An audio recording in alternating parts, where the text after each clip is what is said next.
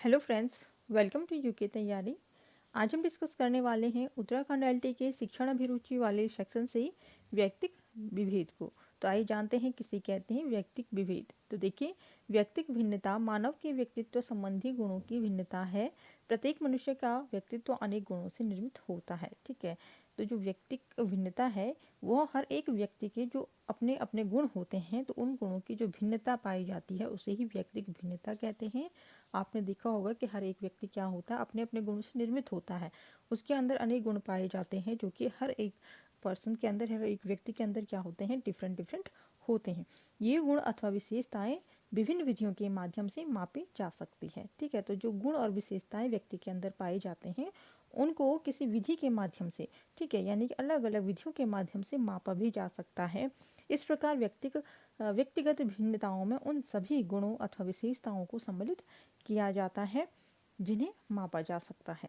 ठीक है, तो व्यक्तिगत भिन्नता वो होती है जिसमें कि व्यक्ति के गुण और विशेषताओं को मापा जा सकता है तथा जिनके आधार पर व्यक्ति का अन्य व्यक्तियों से अलग किया जा सकता है। ठीक है, तो एक व्यक्ति को अन्य व्यक्तियों से अलग कैसे किया जा सकता है, व्यक्तिगत भिन्नता के आधार पर। ठीक है, उससे पता चलता है कि यह व्यक्ति इस गुण से अलग है अन्य व्यक्तियों से। तो ये भिन्नता दर्शाता है।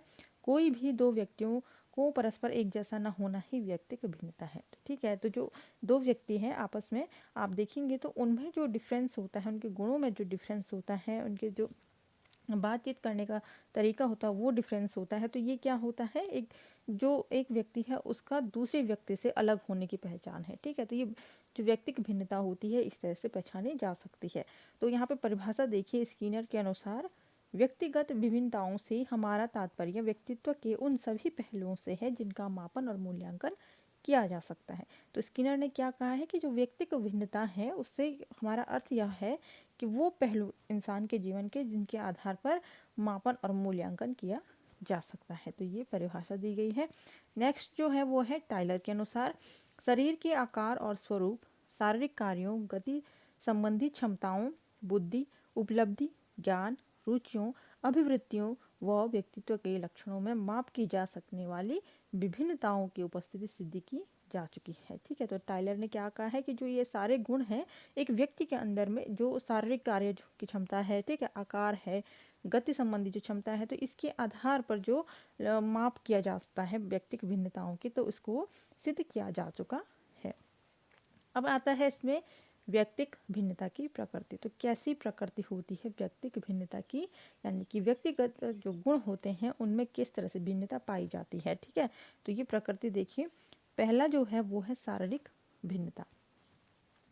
शारीरिक भिन्नता की अगर बात करें तो शारीरिक भिन्नता में एक व्यक्ति का रूप, रंग, आकार अन्य व्यक्तियों से अलग होता है। ठीक है, तो एक व्यक्ति जैसा अन्य व्यक्ति देखने को नहीं मिलता है, इसलिए एक तरह का शारीरिक भिन्नता भी व्यक्तिगत गुणों में शामिल की जाती है। नेक्स्ट आता है इसमें बौद्धिक भिन्नता, बुद्धि के आधार पर, यानी कि ठीक है, बुद्धि एक व्यक्ति की अलग होगी, दूसरे व्यक्ति की अलग होगी, तीसरे व्यक्ति की अलग होगी। तो इस तरीके से बौद्धिक भिन्नता पाई जाती है। ठीक है, किसी को कोई चीज़ें जल्दी समझ में आती है, किसी को थोड़ी धीरे समझ में आती हैं, किसी को बहुत धीरे समझ में आता है।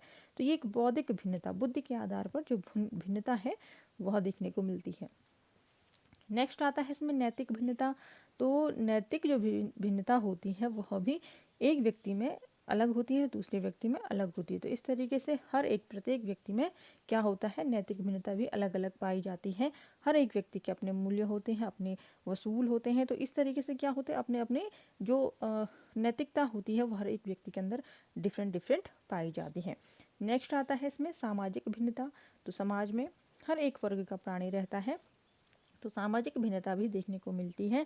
किसी परिवार में बहुत पढ़े लिखे सदस्य देखने को मिलेंगे, ठीक है, बहुत नौकरी वाले सदस्य देखने को मिलेंगे। वहीं अगर समाज में देखें तो बहुत कम पढ़े लिखे लोग भी मिल जाएंगे। ठीक है, जहाँ पर कम पढ़े लिखे लोग होने के साथ साथ नौकरी से भी कम होते हैं। ठीक है, तो इस तरीके से हर एक वर्ग के हर एक समाज में देखने को मिलते हैं। फिर ये सामाजिक भिन्नता में आ जाता है। फिर नेक्स्ट जो है वो है सांवेगिक भिन्नता।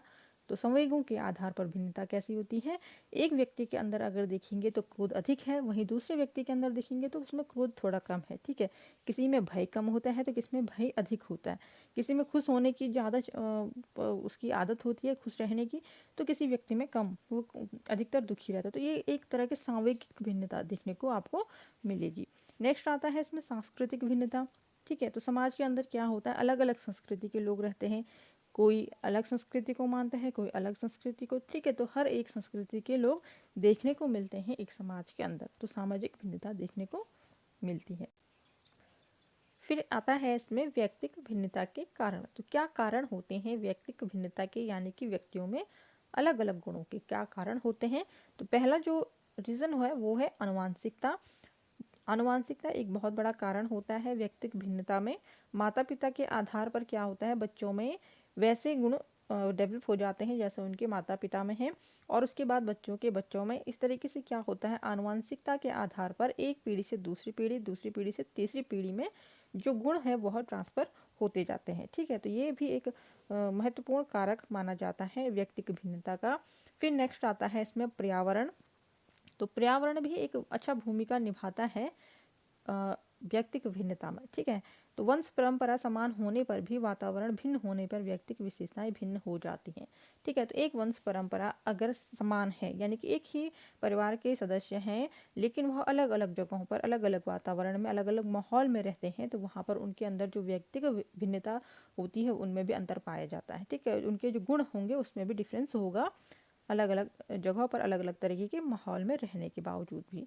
ठीक है, फिर आता है इसमें कि पर्यावरण में विभिन्न तत्वों को सम्मिलित किया जाता है। तो जो वातावरण जिसे हम कह रहे हैं पर्यावरण, यानी कि कैसा पर्यावरण। ठीक है, तो उसमें अलग अलग तत्व सम्मिलित हैं। पहला है इसमें पारिवारिक पर्यावरण, यानी कि परिवार के सदस्यों की अगर बात करें तो परिवार में कैसा माहौल है, प्यार प्रेम वाला माहौल है तो बच्चे में वैसे ही गुण डेवलप होंगे, वह सबसे रिस्पेक्ट से बात करेगा। ठीक है, हर किसी से प्यार से बात करेगा। तो ये पारिवारिक पर्यावरण भी एक बच्चे की जो लाइफ है उसमें बहुत इंपॉर्टेंट रीज़न होता है व्यक्तिक भिन्नता का। ठीक है, व्यक्तियों के अंदर ऐसे गुण डेवलप होंगे जैसे उसके परिवार के माहौल में है।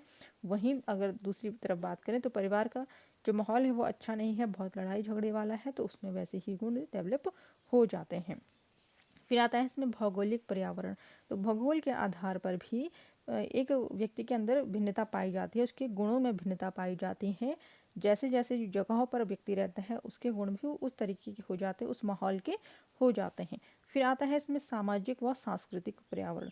तो समाज के आधार पर समाज में हर एक वर्ग का प्राणी रहता है, तो कैसे समाज में व्यक्ति रह रहा है वहाँ पर उसमें वैसे ही गुण डेवलप हो जाते हैं। संस्कृति के आधार पर देखेंगे तो जिस जिस संस्कृति में एक व्यक्ति रहता है तो उसमें वहाँ के गुण भी सम्मिलित हो जाते हैं। तो ये एक डिफरेंसेस आते हैं इनके आधार पर, पारिवारिक पर्यावरण, भौगोलिक पर्यावरण, सामाजिक और सांस्कृतिक पर्यावरण के आधार पर। ठीक है, तो इन सब का प्रभाव क्या होता है, बालक की व्यक्तिगत जो विशेषताएं हैं उन पर पड़ता है। अब इसमें नेक्स्ट आता है बुद्धि। तो देखिए बुद्धि भी एक महत्वपूर्ण कारक होता है। बुद्धि के आधार पर व्यक्तिगत भिन्नताएं स्थापित होती हैं। कुछ बालक मंद बुद्धि होते हैं तो कुछ तीव्र बुद्धि वाले होते हैं। इस बौद्धिक भिन्नता के कारण मनुष्य में भिन्नता आती है। तो बुद्धि भी एक बहुत बड़ा फैक्टर होता है एक व्यक्ति के अंदर भिन्नता देखने के लिए। ठीक है, तो बुद्धि क्या होती है, हर व्यक्ति में एक जैसी नहीं होती है। कोई बहुत जल्दी सीखता है, कोई बहुत धीरे सीखता है, कोई बच्चा बहुत मंद बुद्धि होता है तो कोई तीव्र बुद्धि का होता है। तो इस तरीके से बौद्धिक भिन्नता भी देखने को मिलती है। नेक्स्ट आता है इसमें आयु। तो आयु भी एक बड़ा फैक्टर है। आयु के साथ व्यक्ति की शारीरिक, मानसिक, बौद्धिक व संवेगात्मक विशेषताएं बदलती रहती है। तो आप देखेंगे कि बच्चे के अंदर क्या होते हैं, अलग तरह के गुण देखने को मिलते हैं। फिर वही बच्चा फिर थोड़ा सा बड़ा हो तो उसके अंदर फिर अलग से गुण देखने को मिलती हैं। तो इस तरीके से क्या होता है, आयु के आधार पर भी व्यक्तियों के अंदर जो डिफरेंसेस होते हैं, व्यक्तिगत भिन्नता जो होती है वह देखने को मिलती है। ठीक है, नेक्स्ट आता है इसमें समाज। तो देखिए समाज में बालक के व्यक्तित्व के विकास में योगदान देता है। जिस प्रकार का समाज होगा उसी प्रकार का बालकों का विकास होगा। समाज में धर्म, संस्कृति, आचार संहिताएं, नियम, विश्वास जो विभिन्न प्रथाएं हैं उनको मिल करके समाज के सदस्यों के व्यक्तित्व को प्रभावित करते हैं और एक विशिष्ट रूप से प्रदान करते हैं। तो जैसे जैसे समाज में एक व्यक्ति रहता है उसके अंदर वैसे ही गुण डेवलप हो जाते हैं। अगर व्यक्ति बहुत अच्छे समाज के अंदर रह रहा है जहाँ पर बहुत अच्छे पढ़े लिखे लोग हैं तो वहाँ पर उसका जो सोच है, उसके जो गुण है वह उस तरीके से ढल जाएंगे। वहीं पर कम पढ़े लिखे लोग हैं जहाँ पर माहौल अच्छा नहीं है तो वहाँ पर एक व्यक्ति के गुण उसी तरह से ढल जाएंगे जैसा उसका समाज है। ठीक है, तो ये गुण भी जो समाज से आता है व्यक्ति के अंदर, तो ये भी बहुत बड़ा कारण होता है व्यक्ति को भिन्नता का। फिर नेक्स्ट अब देखिए इसमें लिंग भेद। ठीक है, तो व्यक्तिगत भिन्नता का एक कारण लिंग भेद भी होता है। लड़के व लड़कियों में सदैव भिन्नता रहती है। शारीरिक, बौद्धिक, भावनात्मक आदि प्रकार का विकास अलग अलग रूपों में होता है। बालिकाएं शारीरिक दृष्टि से अधिक बढ़ती हैं और बालक कम। ठीक है, तो लिंग भेद देखने को भी मिलता है व्यक्तिगत विभिन्नता में, क्योंकि जो लड़के हैं वह क्या होते हैं, लड़कियों से बिल्कुल अलग होती हैं, शारीरिक रूप से, बौद्धिक रूप से, बुद्धि के आधार पर, भावनाओं के आधार पर। ठीक है, और वहीं अगर देखें तो जो लड़कियां होती हैं वो लड़कों से अधिक तीव्र गति से बढ़ती हैं, जिसमें कि लड़के कम गति से बढ़ते हैं। तो ये लिंग भेद के आधार पर व्यक्तिगत भिन्नता देखने को मिलती है। नेक्स्ट है इसमें आर्थिक दशा। तो देखिए, आर्थिक दशा भी व्यक्ति के व्यक्तित्व के निर्धारण का एक कारण है। उच्च आर्थिक स्थिति वाले परिवारों में जन्म लेने वाले जो बालक हैं उनके गुण गरीब व अभावग्रस्त बच्चों के क्या होते हैं, भिन्न होते हैं। ठीक है, तो आर्थिक दशा भी यानी कि जहाँ पर अच्छा बच्चे को रहने को मिल रहा है, उसे अच्छा खाने को मिल रहा है, तो वहाँ पर दूसरा बच्चा अगर देखें वह बहुत गरीब स्थिति में पल रहा है, बहुत उसकी जो है उसके खाने की कमी है। ठीक है, उसे रहने के लिए परेशानी है, तो उन के आधार पर भी क्या होता है, भिन्नता देखने को मिलती है। जो बालक हैं या व्यक्ति हैं, व्यक्तियों के गुणों में डिफरेंसेस देखने को मिलते हैं। ठीक है, फिर है आर्थिक संपन्नता से आत्मविश्वास की भावना पुष्ट होती है। वहीं अगर कोई बालक किसी अच्छे घर में है, वह जहाँ आर्थिक संपन्नता है, किसी चीज़ की कमी नहीं है, तो व्यक्ति में क्या हो जाता है, अपने आप से आत्मविश्वास होता है। और वहीं अगर बच्चा अभावग्रस्त जीवन जी रहा है, हर एक चीज़ की कमी उसकी लाइफ में है, तो वहाँ उसके आत्मविश्वास में कमी देखने को मिलती है। तो ये आर्थिक दशा भी एक फैक्टर माना जाता है। नेक्स्ट है इसमें परिपक्वता। तो समय व अनुभव के साथ साथ व्यक्ति में परिपक्वता आती है। कुछ व्यक्ति शीघ्र परिपक्वता ग्रहण कर लेते हैं तो कुछ देर से। परिपक्वता की मात्रा इस अंतर में भी समाज में व्यक्तिगत भिन्नताएं दिखती हैं। ठीक है, तो परिपक्वता यानी कि जैसे जैसे एक बालक क्या होता है, धीरे धीरे बढ़ता रहता है, तो उसके गुणों में भी डिफरेंसेस देखने को मिलते हैं। जैसे जैसे उसमें मेच्योरिटी आती रहती है, तो उसके भी जो गुण हैं, जिसके अंदर विशेषताएं हैं, तो उसमें व्यक्तिगत भिन्नता देखने को मिलती है। फिर नेक्स्ट है आता है इसमें ग्रहण शक्ति, यानी कि कितनी जल्दी एक्सेप्ट कर सकता है किसी चीज़ को, कितनी जल्दी सीख सकता है कोई व्यक्ति। ठीक है, तो सभी व्यक्तियों के ग्रहण शक्ति समान नहीं होती। कुछ व्यक्ति शीघ्र ग्रहण करने की क्षमता रखते हैं, तो कुछ क्या करते हैं, बहुत मंद गति से सीखते हैं, बहुत धीरे धीरे सीखते हैं। तो ये ग्रहण शक्ति भी डिफरेंस दिखाती है। अब आता है इसमें व्यक्तिगत भिन्नता के प्रकार। तो कितने प्रकार के होते हैं व्यक्तिगत भिन्नता, यानी कि व्यक्तियों के अंदर जो गुण हैं वह कितने कितने प्रकार से देखने को मिलती है। ठीक है, पहला जो है वो है अंतर व्यक्तिगत भिन्नता। इसमें है किन्हीं दो या दो से अधिक व्यक्तियों के मापी या व्यक्तित्व लक्षणों में पाई जानी भिन्नता को अंतर व्यक्तिगत भिन्नता कहते हैं। ठीक है, तो दो या दो से अधिक जो व्यक्ति हैं उनके जो गुण हैं उनको जब मापा जाता है और उनके जो अलग अलग लक्षण देखने को मिलते हैं, तो उसको ही अंतर व्यक्तिगत भिन्नता कहते हैं। इसके अंतर्गत उनके शारीरिक, मानसिक, संवेगात्मक और सामाजिक गुणों की भिन्नता आती है, जैसे व्यक्तियों के भार बुद्धि में होने वाली भिन्नता। ठीक है, तो किसी भी व्यक्ति को किसी अन्य व्यक्ति से अलग कैसे देखा जाएगा, शारीरिक रूप से, मानसिक रूप से, संवेगात्मक और सामाजिक गुण के आधार पर। ठीक है, तो ये अंतर व्यक्तिक जो भिन्नता है वो देखने को मिलेगी। जैसे कि व्यक्तियों के भार में, यानी कि एक व्यक्ति के भार अलग है तो वहीं कहीं दूसरे व्यक्ति का भार अलग है, तो इस तरीके से क्या होता है, व्यक्तियों के भार में जो अंतर देखने को मिलता है वो अंतर व्यक्तिक भिन्नता उसको कहते हैं। वहीं बुद्धि के आधार पर कोई बहुत तीव्र बुद्धि वाला है तो वहीं कोई मंद बुद्धि वाला व्यक्ति है, तो ये बुद्धि के आधार पर भी देखने को मिलती है। फिर नेक्स्ट जो आता है वो है अंतः व्यक्तिक भिन्नताएं। ठीक है, पहला अंतर व्यक्तिक हो गया, अब है अंतः व्यक्तिक। इसमें आता है कि किसी एक ही व्यक्ति के मापीय व्यक्तित्व लक्षणों में पाई जाने भिन्नता को अंतः व्यक्तिक भिन्नता कहती है। ठीक है, यहाँ पे एक ही व्यक्ति की बात की जा रही है कि एक ही व्यक्ति के जो गुण हैं उनको अगर मापा जाए तो उनके लक्षणों में जो भिन्नता पाई जाती है। ठीक है, तो उसके आधार पर इसको अंतर्व्यक्तिक भिन्नता कहते हैं। इसके अंतर्गत एक ही व्यक्ति के विभिन्न गुणों की भिन्नता आती है। जैसे किसी व्यक्ति में शारीरिक दृष्टि से स्वस्थ होने पर वो मानसिक दृष्टि से क्या होता है, रोगी देखने को मिलता है।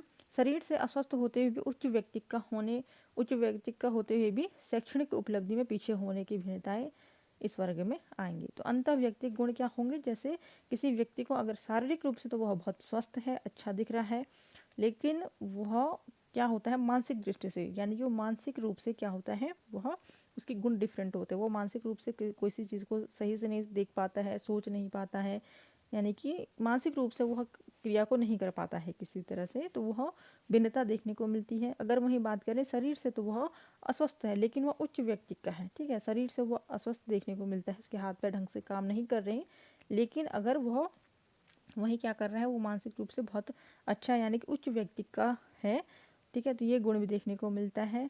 उच्च व्यक्ति होने के बावजूद भी शैक्षिक उपलब्धि में पीछे होना, तो ये भी एक गुण देखने को मिलता है व्यक्ति के अंदर। तो ये अंतर व्यक्तिक भिन्नताएं में आता है। अब कुछ ऐसे जो हम देखेंगे कि जो अन्य आधारों पर जो व्यक्तिगत भिन्नता होती है वो कैसे होती है। पहला जो आता है मानसिक भिन्नता, ठीक है। फिर आता है शारीरिक भिन्नता, रुचियों में भिन्नता, विचारों में भिन्नता और सीखने में भिन्नता। तो मानसिक रूप से देखेंगे तो कहीं बहुत तीव्र बुद्धि वाला इंसान होता है, वहीं कहीं कम जो मंद बुद्धि वाला व्यक्ति देखने को मिलता है। तो ये मानसिक भिन्नता भी आती है। शारीरिक भिन्नता रंग रूप आकार से देखेंगे तो हर एक व्यक्ति का अलग अलग होता है, तो ये शारीरिक भिन्नता में आएगा। रुचियों की अगर बात करें तो कोई पढ़ने में इंटरेस्टेड होता है तो कोई खेलने में इंटरेस्टेड होता है, ठीक है। तो इस तरीके से रुचियों में भी भिन्नता देखने को मिलती है। विचारों में भिन्नता, कोई किसी पार्टी को सपोर्ट कर रहा है, कोई किसी अन्य पार्टी को सपोर्ट कर रहा है, कोई किसी अन्य संस्कृति को मानता है, किसी कोई अन्य धर्म को मानता है। तो इस तरीके से क्या होता है, विचारों में भिन्नता देखने को मिलती है, ठीक है। सीखने की भिन्नता की अगर बात करें तो सीखने में कोई व्यक्ति बहुत अधिक जल्दी सीखता है, कोई धीरे धीरे सीखता है, ठीक है। तो सीखने में भी भिन्नता देखने को मिलती है। नेक्स्ट आता है इसमें व्यक्तित्व में भिन्नता। तो हर एक की जो व्यक्तित्व है, बात करने का तरीका, उठने बैठने का तरीका, तो वो भी क्या होती है, हर एक व्यक्ति में अलग अलग देखने को मिलती है। फिर आता है राष्ट्र संबंधी भिन्नता। तो राष्ट्र संबंधी यानी कि जिस देश से बिलोंग करता है कोई व्यक्ति, तो वह उस राष्ट्र से संबंधित होगा, उसकी भिन्नता वैसी होगी, उसमें उस राष्ट्र के, उस देश के गुण होंगे। वह क्या करेगा, किसी देश के प्रति अपना जो कह सकते हैं कि वह उस देश के गुणों को मानता है, उस देश के रीति रिवाजों को, नियमों को मानता है। तो वो राष्ट्र संबंधी भिन्नता देखने को मिलेगी हर एक व्यक्ति में, अपने अपने जो देश में व्यक्ति रहते हैं तो उनके अंदर, ठीक है। फिर आता है इसमें संवेगात्मक विभिन्नता। तो संवेगों के आधार पर यानी कि किसी के अंदर बहुत अधिक डर की भावना है, किसी में कम है, ठीक है। क्रोध किसी को अधिक आता है, किसी को कम क्रोध आता है। तो इस तरीके से संवेगों में भिन्नता देखने को मिलती है। सामाजिक भिन्नता की अगर बात करें तो समाज के अंदर फिर वही बात करते हैं कि अगर जहाँ पर बहुत अच्छा माहौल है, जहाँ पर एक रिस्पेक्टफुल माहौल है, अच्छे पढ़े लिखे लोग हैं, अच्छी नौकरी वाले लोग हैं, तो वहाँ पर वैसे ही गुण एक व्यक्ति के अंदर डेवलप होते हैं। वहीं दूसरी तरफ देखें तो समाज के अंदर जहाँ पर कम पढ़े लिखे लोग हैं, जहाँ पर अच्छा माहौल नहीं है, बात तरीके से नहीं करते हैं लोग आपस में, तो ये सामाजिक भिन्नता भी देखने को मिलती है एक व्यक्ति के अंदर। तो इस तरीके से डिफरेंसेस आ जाते हैं हर एक व्यक्ति में, हर एक तरह से, ठीक है। तो फ्रेंड्स, ये था व्यक्तिगत विभेद से संबंधित।